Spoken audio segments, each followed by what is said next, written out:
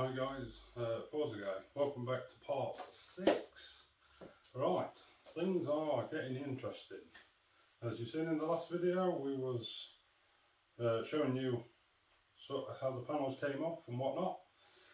Now we're getting to the serious part, the real exciting part.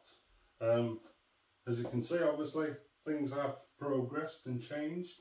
We now have the wiring loom completely off. I've stripped any unnecessary wiring that were on this bike that just didn't need to be there. We are almost at the point of pulling this engine. Now, as I was saying back in the last video about leaving the throttle on the engine, not playing with that, you know, upsetting things.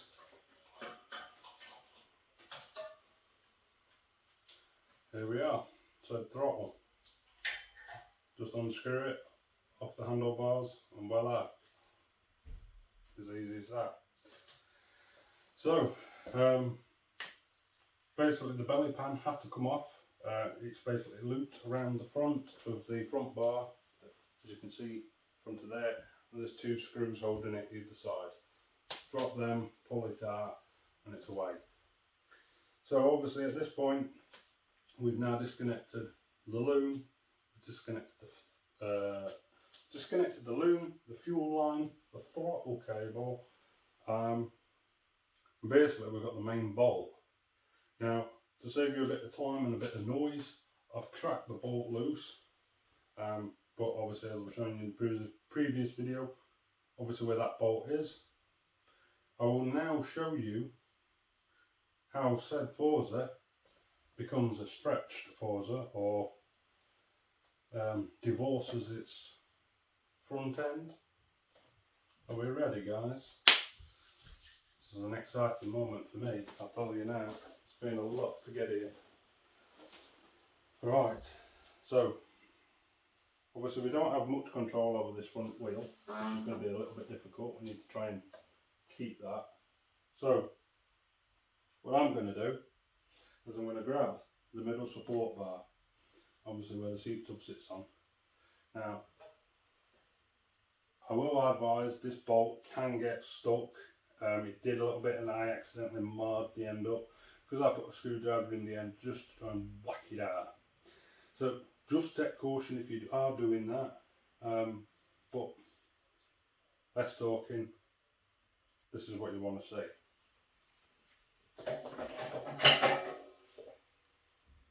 On long bar. Are we ready?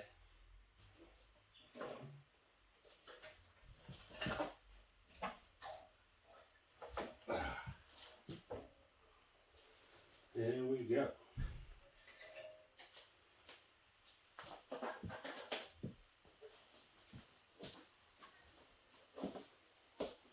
We have split a Honda Forza in 2. It's easy as that. Now, I don't know whether you can see on that screen over there, we've currently got another Forza frame sleeping at the minute. She's laid on her back. Yeah, seriously, I was just turned her upside down and just finishing the last coat of paint. So now we really are getting to a point where we can say goodbye frame, hello new frame. As you probably can see, I have taken this radiator cover off just to see what, obviously you wouldn't expect much at nearly 20,000 miles to be fair, but obviously there's a bit of crud in the radiator. Now obviously for any ventilation reasons, just undo them. It's 3 8mm bolts. Just undo it, get a toothbrush or something like that, and just be very gentle with your fins because they're not very strong, and just brush any crap out, because obviously you want your engine to breathe. You know, the engine doesn't breathe, it heats over, and that's not a really good time for your Forza. So yeah, when I went through the box of other radiators, I thought, blimey, some of them were a bit crusty. But even this one at 20,000, it's got a right amount of corrosion on it there. You think, oh, how the hell's it done that? That's your culprit. That's obviously retaining moisture. That's retaining moisture there, obviously, and it's transferring onto there. I'm not sure whether that's a good thing or a bad thing, really. Obviously you wouldn't want this piece of plastic to be vibrating all the time. That would be quite annoying, I suppose. But yeah, it's that's another one. I'm not the Honda. Don't get me wrong, the Forza, it's a very good bike. But if you are an owner of one, you will know there is certain issues with them. Obviously, as I was saying, no, it won't do it. Sorry. But clutch bearing's one of them. That obviously seems to take a whack there. This is just a general common problem with most motorbikes, unless you've got a fancy aftermarket. Obviously your header pipe here obviously takes the complete baking out the engine. And there's not much you can do really with it. One solution I have been thinking about, I don't know whether you guys have ever thought about doing it. I'm going to try it. It might not work. Stove paint, you know, for log burners and stuff like that. You know, where you paint on the top of the log stove thing. 600-700 degrees. I don't know. I mean, obviously it's going to get really hot here as it comes out the engine. But would it help? Would it help it here? I don't know. I've not tried it. We will have to wait and see. So yeah, that is the splitting part. And now you're saying stop talking and show me those new Forza bits you've just bought from Honda. Oh yes, we have bits, whole bag of bits, and I'm going to show you right now. Right now, I will show you the parts, and then I'll come back and I'll give you a close-up once more of this engine. And then what we will do, the frame is still drying at the minute, we'll probably wrap this video up to a close, so to speak. Try and keep this one nice and short. I know the other one was 30 minutes. If anyone did stay for those 30 minutes, thank you very much. I do appreciate it, because obviously it takes me a considerable amount of time to do it. Anyway, let me show you the... Right, so the infamous £200 parts bill list.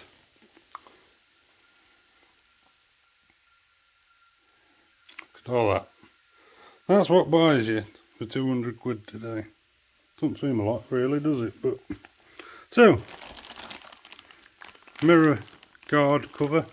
So obviously on your mirror, your shroud thing that sits at the base. We've got that. What we got here?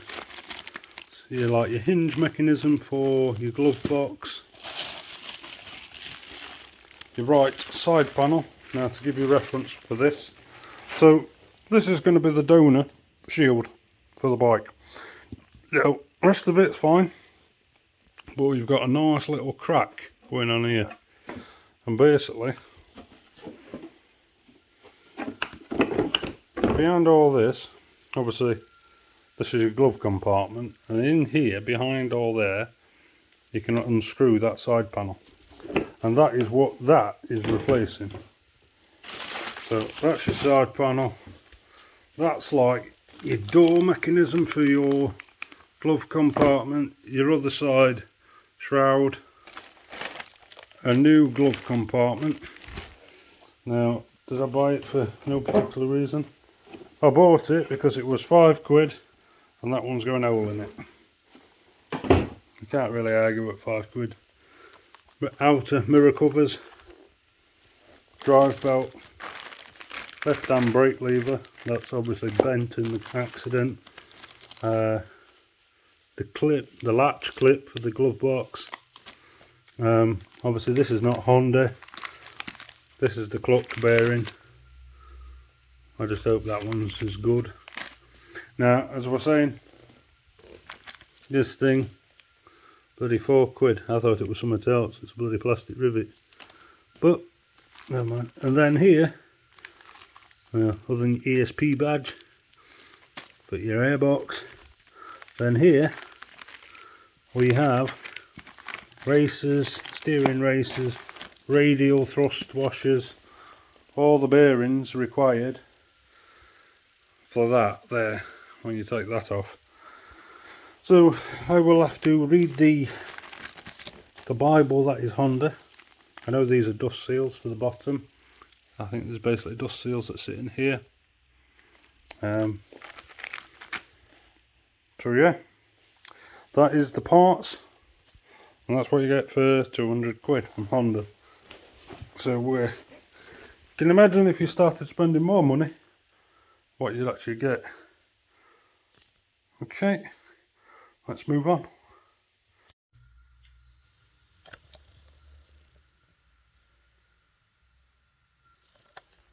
Oh, hello guys. Right, I hope you can hear me alright. Probably can, it's a little bit closer. The guy's grinding his brick wall again. Right, so what I'm actually going to do, obviously you've now seen the parts. I'm going to show you spark plug, and it's going to be the first time for me. That's what I'm doing this airbox, shall we, together, and actually see whether it's original. Shall we? Let's have a look, shall we? So, Phillips screwdriver, just a standard crosshead, PH2. Join me in real time as we remove an airbox. You will also see in a upcoming video us doing this one here, you know, the belt, the clutch bearing. So basically we're just working around the outer edges. I'm doing these screws. Now bear in mind you have a return like back pressure in the cylinder head, so sometimes when you get into this cover it might go a bit oily into this bottom corner here. Don't worry, that's just a common thing. Right. Are we free? Are we free? No, we're not. Oh, and as you'll have also seen in that bit of parts video there, obviously that new label. Some people ain't bothered, but I mean, me, I like originality, you know. Came from factory with the ESP badge, and it should damn right have one. I mean, Rita lost hers, which is understandable really for mileage, but I replaced it, what, for £3? Can't argue. Do you know, I ordered a clip for that glove box, and I thought it was something else, and it turns out it's a plastic rivet. That was like nearly £4. £4 for the thing, that little plastic rivet thing. And that badge was actually cheaper. Madness. Right, I think we are free. Shall we see what the condition of this airbox is like? He says, gracefully. He says, that interesting pop. That's either been on there a while or thinking. High flow. Right. I don't know what. I've got a crustacean in here. So, don't look like we've got any contaminants at the minute. Just better watch my jeans just in case. So, what we've got, and I'll just turn it around in a minute. Obviously, you've got your air filter and pull away. Yeah, this has been done recently. High flow filter. That's aftermarket. I think I've actually got one on in Rita. Same as OEM, but these are about £12 as opposed to 20. So yeah, I mean, you got a little bit of thing there. Get rid of that. It's not too bad actually. Which you could probably, you know, shoot that with a bit of brake cleaner. I mean, look, it's quite cleaning down there in the fins, which is quite clean on the back. As I was saying about, what you get is obviously like this blow by back. It's not, oh, there's hardly anything here to be honest guys. And considering she's been obviously in an accident and fell on the side at some point, she's looking good. I hope you can see that. That's quite a clean airbox. Now, obviously, with your talking of spark plug, let me get over here. Right, so it will require a 14mm spark plug wrench. Now, this is a bit more awkward when it's in the bike. Obviously, I've got an advantage here. So I've tried to save you a bit of time, but basically you've got your HT lead that sits on there. It's a little bit tight. Pull it off. Now, if it is in the bike, you will have to sort of remove the side panel a bit, you know, where I showed you around the foot peg to try and get to it. Now, I've got a spark plug wrench. For some reason or another, it was too big. But what I've managed to do is, on this nut here, it's 14mm. So obviously with a ring spanner, just put it over and I cracked it. Now on these Forzas, this NGK plug has got quite a long thread. So just take your time, it'll get there. But obviously I'm trying to save you a bit of time as well. So let me wind this out and we'll see, shall we? Come on. Come on, come on. So, there's no cause of concern there. It's not oily. You know, considering the engine's gone over at some point in the accident, and maybe some oil may have gone up the top of the cylinder. I know it has been sat a few months, and obviously I ran it here, and I've got no cause of concern that the engine's got any issues. That's just usual suttered carbon wear for a one cylinder, really. I mean, the electrode's just about worn out, but if you've been on the forums with me, you'll see bloody Rita was literally running without an electrode, just about. You know, this is what I say about Hondas and the reliability. You know, it's, what did I say once with them? You know, Hondas never break, they just become problematic. You know, and it's only down to really consumable items like your little plugs. So obviously on this, for a Honda, it's on this 2017 model 125, it's an NGK SIL MAR 8C9. Now I believe it should be from factory.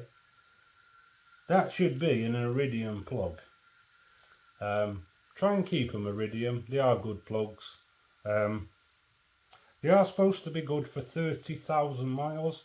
This one's just under 21. So how much? Well, we ain't got much electrode, but knowing Honda, should probably keep going for another 10. But again, no starting issues. Just you know, the only starting issue I had when I bought it was literally it being sat for 2-3 months, and it was just a case of getting the fuel back through the injectors. It was just one where it went boom, and then I started it again and whoom, and she continued, and she was fine. So yeah, so up until we get a new plug to save any crud getting down there, because we really don't want to upset the engine, we'll put it back. And then what I'll do, I'll give you this little tour of this little engine here. What I'll try and do actually is I'll keep running my tripod. Might be a bit wobbly, but we'll get there. You ready? Right. So, sorry about staring at my ugly face. So as you've seen, can I bring it in a bit for you? Is it going to be too close? No, that's fine. So you've got your spark plug there. That's your O2 sensor. This is your coil pack here that goes through your HT lead. Obviously, as I was saying, you've got your fuel injector there, obviously throttle body assembly. Now this here is your control valve, like your automatic, you know, when it's cold it moves the choke up and down. From what I've read in the service manual, don't take this off unless you absolutely need to, because apparently you have to reset something. I'm not going to go fully into it because I don't 100% know, but it did say that it does disturb something. So unless you really know what you're doing, don't play with that. That's your air resonator for this, your air box. Obviously you've got your lower belt cover. I'm not going to go into that today. I will show you in the short time. Obviously we've got the shocks. God, I'm getting too old. Right, so obviously if you ever need to drain your rear, well, that's Honda Forza woken up. She's fallen over. So if you ever need to drain your rear transmission fluid, 2 bolts here, they've got copper washers. They do need replacing every time you do them. Let's have a look, what else is there? So that's what I was saying about the corrosion that seems to happen with them. You can see it a bit more up close. This is your drain for your radiator. Looks like it's got like a star thread in it. Obviously your dipstick. Now for this radiator cap, I thought, oh okay, I'll just, you know, undo it. Not the case entirely. 10mm socket in there, unscrews, and whilst here you can have a nib down the radiator. See, it's got coolant in it. Do you want a light? I'll show you a light. There you go. You don't get all this on YouTube. The ends of a radiator. Look at that, all that green coolant. Hey. Obviously your brake caliper. This is your rear wheel speed sensor cable that goes down here. Again, as I was saying, this is your water pump. Where are we? Thermostat.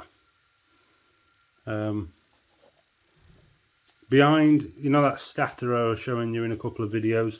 Basically, you take the radiator off and the stator is behind here. And that's really it. It's not an overly complicated engine. You know, as I was saying about the oil into the airbox, see that hose there? That's just basically like a blowback thing, goes here.